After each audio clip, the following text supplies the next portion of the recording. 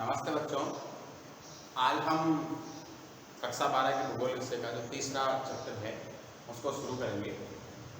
जनसंख्या वितरण, घनत्व एवं वृद्धि विश्व के संदर्भ में क्या है, इसके बारे में आज हम जानेंगे। सबसे पहले जनसंख्या वितरण, घनत्व एवं वृद्धि, इसको हम पढ़ने के लिए सबसे पहले जनसंख्या क्या है, फिर जनसंख्या वितरण क्या है, फिर जनसंख्या घनत्व क्या है और फिर जनसंख्या वृद्धि क्या है, इन सबको अलग अलग हिसाब से हम क्या करेंगे, अध्ययन करेंगे। देखिए, मानव भूगोल में जनसंख्या वितरण एवं घनत्व का विश्लेषण करना एक महत्वपूर्ण विषय या अध्ययन क्षेत्र है। जब हमने पहला अध्याय पढ़ा तो उसके अध्ययन के समय में हमने मानव भूगोल के जो विषय क्षेत्र थे उसके अंदर जो पहला ही बिंदु था वो था जनसंख्या। जनसंख्या किस किस क्षेत्र में किस प्रकार से उसका जो वितरण है वो है, किस प्रकार से जनसंख्या का जो प्रतिशत है, साक्षरता कितनी है, व्यवसाय या रोजगार किस किस प्रकार का जो वहाँ के निवासी हैं वो करते हैं, उसके बारे में हमने अध्ययन किया। उसी प्रकार सबसे पहले हमें यह भी जान लेना आवश्यक है कि जनसंख्या होती क्या है। किसी भी एक निश्चित भूभाग में निश्चित समय अवधि में या दो समयों के बीच के मध्य की अवधि के अंदर, जैसे भारत में हर वर्ष जो है हर 10 वर्ष के बाद जनगणना होती है 2001 से लेकर 2011, तो इस वर्ष के या इस समयावधि के बीच के अंदर किसी निश्चित भूभाग में रहने वाले जो लोगों की संख्या होती है उसे जनसंख्या कहते हैं। सामान्य रूप से समझ सकते हैं कि निश्चित समयावधि में किसी भूभाग के ऊपर निवास करने वाले लोगों की जितनी संख्या होती है वो उस देश की क्या होती है, जनसंख्या होती है। तो मानव भूगोल के अंदर भी जनसंख्या के वितरण और घनत्व का जो विश्लेषण करना एक महत्वपूर्ण विषय है और ये क्या है, अध्ययन क्षेत्र है।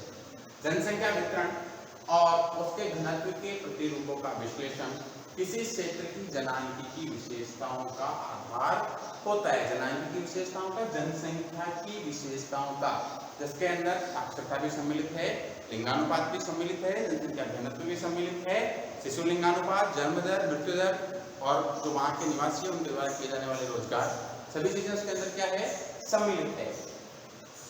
जनसंख्या वितरण का तात्पर्य है धरातल पर मनुष्य के फैलाव का स्वरूप कैसा है।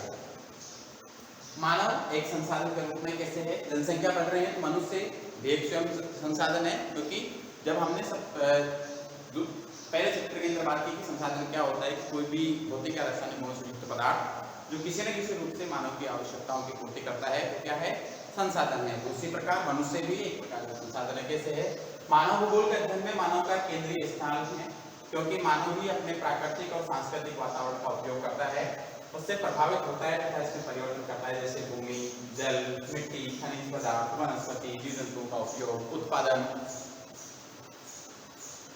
कृषि, पशुपालन, निर्माण उद्योग, व्यापार, परिवहन, सामाजिक संगठन, राजनीतिक प्रबंधन और सांस्कृतिक विकास आदि मनुष्य ही करता है। अतः भूगोल घटनाओं के लिए पृथ्वी पर मानव का अध्ययन करना सबसे महत्वपूर्ण है। जितनी भी क्रियाएं हैं, भौतिक हो या सामाजिक हो या मानवीय क्रियाओं हो, उन सब क्रियाओं को संचालित करने का कार्य कौन करता है, मनुष्य करता है। कहीं ना कहीं वो सब चीजों से प्रभावित होने से भूमि है, इसके ऊपर कृषि करता है, आवास बनाता है, वनोत्पादन करता है, जो कुछ करता है, जल है, जल का पीने का काम में लेता है, सिंचाई काम में लेता है, आवास के निर्माण में काम में लेता है, उद्योगों में काम में लेता है, मिट्टी हो गई, खनिज पदार्थ हो गए, वनस्पति, जीव जंतु, इन सबका उपयोग, इनका उत्पादन, इनका प्रबंधन, इनसे जो भी निर्माण सामग्री होती है वो संगठन निर्माण करना है, सब कार्य कौन करता है, मनुष्य करता है। इसलिए मनुष्य एक प्रकार से क्या है, संसाधन है।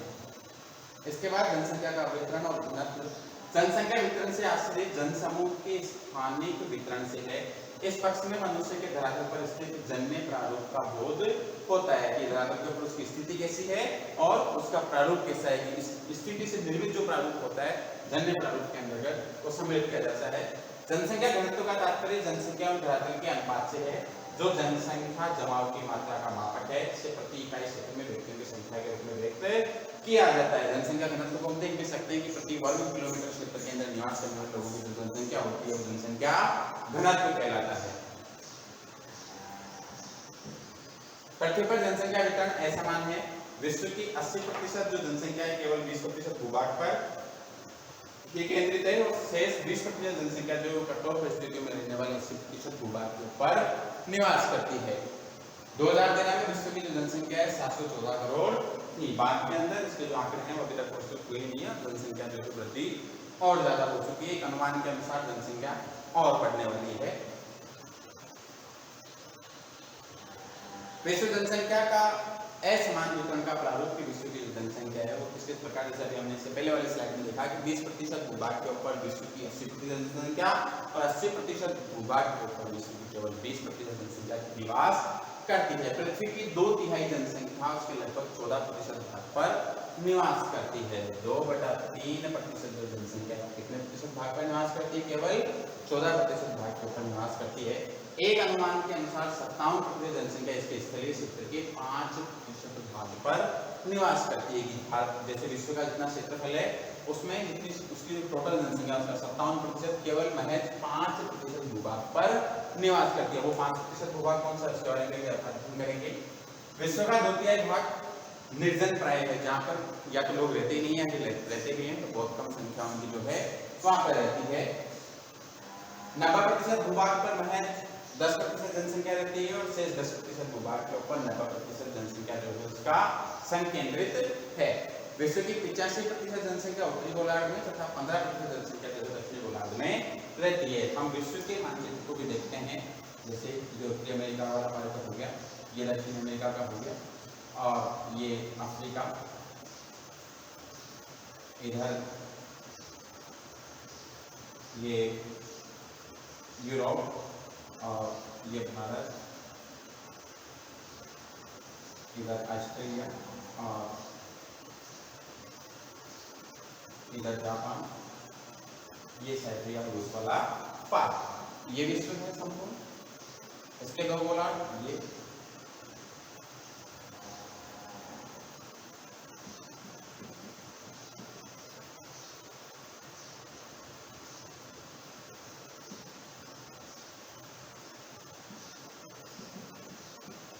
तो इस उत्तरी गोलार्ध में 0 डिग्री भूमध्य रेखा के ऊपर से जितनी जनसंख्या है, इसके ऊपर जितने माध्यिका हम देखेंगे तो स्थल तो ज्यादा है और दक्षिण की ओर अगर हम देखेंगे तो जो है जलमंडल ज्यादा है।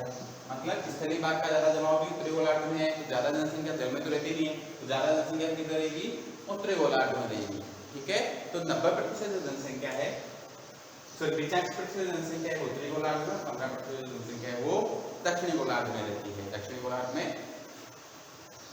इसके बाद विश्व की 3/4 जो जनसंख्या है एशिया और यूरोप महाद्वीप में रहती है।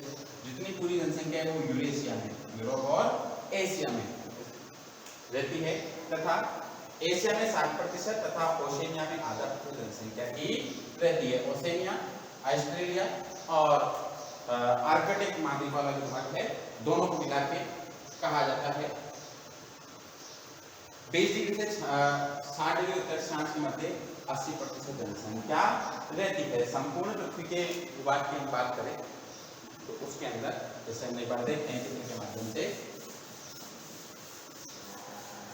यदि हमने विश्व का मानचित्र देखा तो उसके अंदर हमें पता चला कि जो अधिकांश जनसंख्या है या जो अधिकांश स्थलीय भाग है वो उत्तरी गोलार्ध के अंदर है। उत्तरी गोलार्ध में होने के साथ ही वहाँ पर जनसंख्या जो है ज्यादा निवास करती है।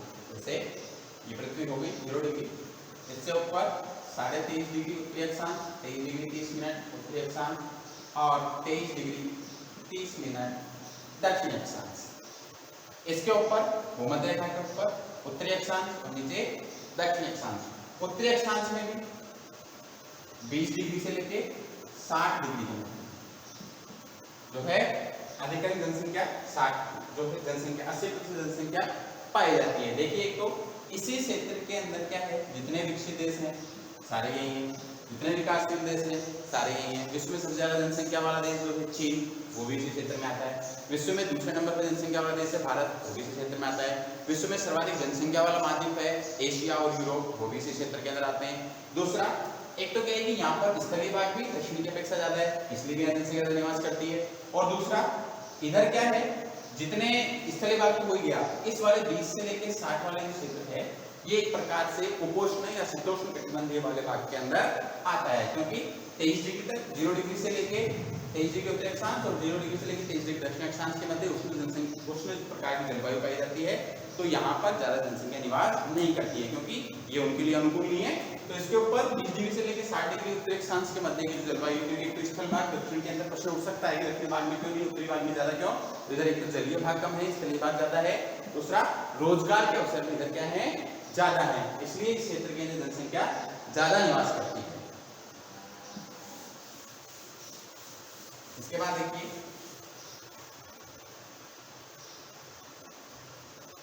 विश्व की जनसंख्या का लगभग 75% भाग जो है वो महाद्वीपों के किनारे की ओर बसा है तथा आंतरिक भागों की ओर जनसंख्या का संकेंद्रण घटता जाता है। विश्व की लगभग 80% जनसंख्या सागर तल से 500 मीटर की ऊंचाई तक के क्षेत्रों में निवास करती है। देखिए कोई भी सी लेवल है, इससे पहले ऊपर वाला देखिए कि जनसंख्या महाद्वीपों के केंद्र की बाहर की ओर निवास क्यों करती है। जैसे मान लो ये कोई महाद्वीप है, कोई सा भी मान लीजिए इसको, इसमें जैसे ये केंद्र है मध्य भाग, यहाँ की अपेक्षा बाहर की ओर, जैसे आप एशिया को ले लीजिए, ये बाहर है तो इधर जाके जापान वगैरह वाला पार्ट, इधर ये खाड़ी देश आ गए और ये थोड़ा सा अफ्रीका यूरोप सॉरी अफ्रीका वाला पार्ट और इधर से ब्रिटेन वगैरह लंदन और वगैरह, ये इधर जापान का आ गया और कोरिया वगैरह इधर ऊपर साइबेरिया और जो भी इधर वाले देश, ये भारत का, श्रीलंका और इधर खाड़ी के देश जो कुछ हैं उनकी स्थिति। इनमें हम देखेंगे तो एक तो भारत के अंदर जनसंख्या ज़्यादा है, दूसरा चाइना के अंदर, तीसरा इधर जापान के अंदर, क्योंकि मध्यवर्ती भाग के अंदर जलवायु जो है विषम प्रकार की पाई जाती है। दूसरा यहाँ से निकलने वाली जितनी नदियां हैं वो जलीय प्रदेशों के अंदर जाती है। तीसरा जलीय जो क्षेत्र है जल भूमि की अपेक्षा देरी से ठंडा और देरी से गर्म होता है, तो यहाँ पर जो तापमान है वो भी लगभग क्या है एक समान सा पाया जाता है। नदियाँ वगैरह जो है बारिश जैसे आती है तो वो ज़्यादा दूर तक तेजी कर पाती, महासागर से आने वाली क्षेत्रों के अंदर आसपास जो है बारिश ज़्यादा होती है। परिवहन वगैरह की जो है समस्या ही नहीं होती है क्योंकि जल परिवहन भी आसानी से उपलब्ध हो जाता है, ठीक है, आंतरिक जल परिवहन भी उपलब्ध हो जाता है। तो इन सब बातों में इन भौतिक दशाओं को देखते हुए जनसंख्या जो है मध्यवर्ती भाग की अपेक्षा बाहरी भागों के अंदर जनसंख्या ज़्यादा पाई जाती है और धीरे धीरे जोन के अंदर की ओर जाती है जनसंख्या क्या है घटती हुई नजर आती है। विश्व के लगभग 80% जनसंख्या है वो 500 मीटर की ऊंचाई से तक पाई जाती है। देखिए पर्वतों की या पहाड़ इनकी हम बात करते हैं तो एक निश्चित विभाग के ऊपर जो ऊंचाई होती है उसे पर्वतों में उनके अंदर सम्मिलित किया जाता है। सी लेवल है जिसे सागर तल कहते हैं, इस सागर तल से 500 मीटर की ऊंचाई तक, इसके बाद जैसे पर्वत जो उनकी निर्माण है वो होता है या उनकी ऊंचाई के आधार पर माना जाता है। तो 500 मीटर की ऊंचाई तक क्या है तापमान का समान पाया जाता है। इस समान तापमान में पाए जाने के कारण क्योंकि ताप और दाब दोनों समान पाए जाते हैं। कैसे? जैसे हमने भूगोल के अंदर पढ़ा, 11वीं क्लास के अंदर आपने पढ़ा होगा कि 165 मीटर की ऊंचाई पे जाने के बाद टेम्परेचर जो है वो कम होता जाता है। वैसे ही इसके ऊपर ज़्यादा होता है तो टेम्परेचर कम होगा, तापमान कम होगा तो वायुदाब ज़्यादा बढ़ेगा, तो लोगों को श्वसन वगैरह लेने में, क्योंकि कई बार अधिक ऊंचाई पे जाते हैं तो या तो उनको मना कर दिया जाता है या फिर ऑक्सीजन के सिलेंडर उनके साथ बांधे जाते हैं कि जिनको श्वसन बीमारी है वो जैसे केदारनाथ वगैरह जो हमारे ऊंचे स्थान है वहाँ पर नहीं जा सकते।